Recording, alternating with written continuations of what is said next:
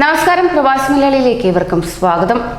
Covid ബാധ ഉണ്ടെന്ന് വ്യക്തമായിട്ടും അത് മറച്ചുവെച്ച് അബുദാബിയിൽ നിന്നും തിരുവനന്തപുരത്തെത്തുകയും രോഗവിവരം അധികൃതരെ അറിയിക്കാതിരിക്കുകയും ചെയ്ത 3 പേർക്കെതിരെയാണ് പോലീസ് കേസെടുത്തതായുള്ള വാർത്ത ഇന്നലെ നാം കേട്ടത്.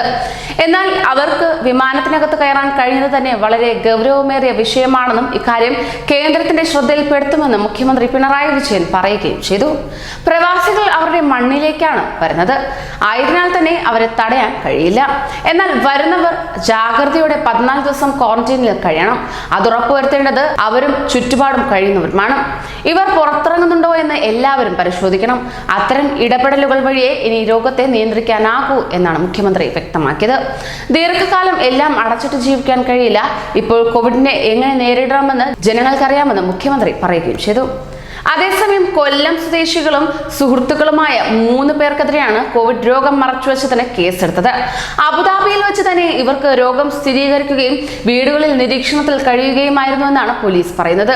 ഇത് മറച്ചുവെച്ച ശനിയാഴ്ചത്തെ വിമാനത്തിൽ തിരുവനന്തപുരത്തെത്തിയ ഇവർ ഇവിടുത്തെ പരിശോധനയിൽ രോഗവിവരം അറിയിച്ചില്ല എന്ന വാദവും ഉയരുകയുണ്ടായി.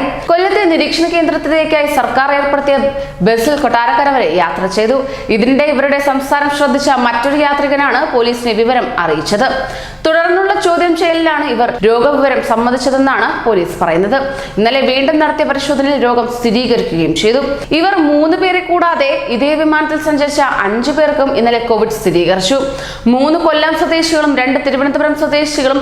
ഇതിൽ തിരുവനന്തപുരത്തെ 2 പേർക്കും രോഗലക്ഷണങ്ങളൊന്നും ഇല്ലായിരുന്നതിനാൽ തന്നെ രോഗബാധിതർക്കൊപ്പമുള്ള വിമാനയാത്രയാണോ രോഗകാരണമായതെന്ന് സംശയിക്കുന്നുണ്ട്. അതിനാൽ തന്നെ ഈ വിമാനത്തിലെത്തിയ 12 കുട്ടികളടക്കം അവശേഷിക്കുന്ന 170 യാത്രക്കാരെയും ഉടൻ പരിശോധനയ്ക്ക് വിധേയരാക്കും. എന്നാൽ അബുദാബി വിമാനത്താവളത്തിൽ തങ്ങൾ ഉൾപ്പെടെ 11 പേർക്ക് 2 തവണ റാപ്പിഡ് ടെസ്റ്റ് നടത്തിയെന്നും കോവിഡ് പിടിപെട്ട വിവരം ആരും അറിയിച്ചിട്ടില്ലെന്നും ഇന്നലെ കോവിഡ് സ്ഥിരീകരിച്ച് പാരിപ്പള്ളി ആശുപത്രിയിൽ പ്രവേശിപ്പിക്കപ്പെട്ട പ്രവാസികൾ പറയുകയും ചെയ്തു. രോഗം മറച്ചുവെച്ചല്ല വന്നത്, പിറന്ന നാട്ടിലേക്ക് വന്നതിന് ശിക്ഷിക്കരുതെന്നും അവർ വ്യക്തമാക്കുകയും ചെയ്തു. ഇതിലൂടെ മുൻകരുതലുകൾ എടുക്കുക, വിമാനയാത്രകൾ കൂടുതൽ ശ്രദ്ധിക്കുക. കൂടുതൽ പ്രവാസി വാർത്തകൾക്കായി ഈ ചാനൽ സബ്സ്ക്രൈബ് ചെയ്യൂ.